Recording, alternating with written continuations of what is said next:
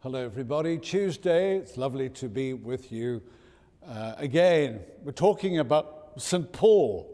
Now some people, as we said yesterday, don't like Paul. Well, let me tell you, you've misunderstood him. This was a man whose heart was filled with Christ.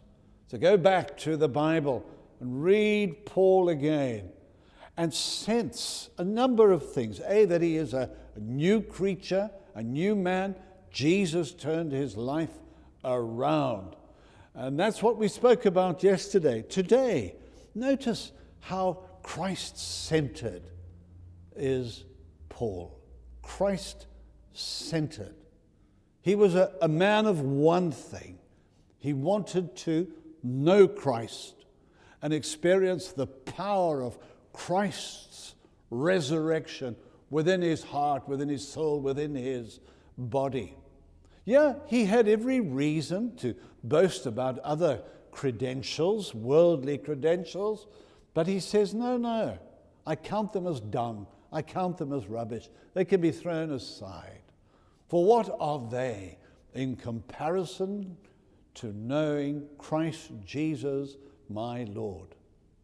And so people, both within and outside the church, speak of Paul as one of the great minds of Western civilization, one of the founders of Western civilization. He was a man of enormous intellect, but in his heart of hearts, deep down, he was first and foremost Christ's man. Remember what he wrote to the Philippians?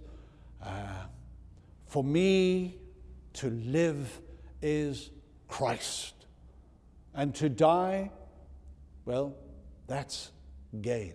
For me, to live is Christ. I tell you, in this day and age, we need men and women who unequivocally declare their allegiance to Jesus.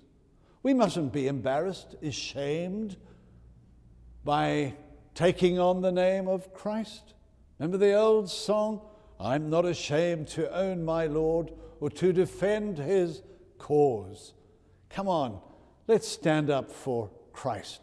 No longer embarrassed and afraid lest people mock us. Put that aside. Let's become, in this day and age, in a secular and materialistic era, men and women who take on that name. I live, said St. Paul, yet not I, but Christ lives in me. And this life that I now live in this flesh, I live by faith in the Son of God who loved me and who gave himself for me. Oh, friends, that we were so clear and unequivocal, that our commitment, our spiritual sight was sharp. We belong first and foremost to Jesus. And we're never going to be ashamed about that. God be with you.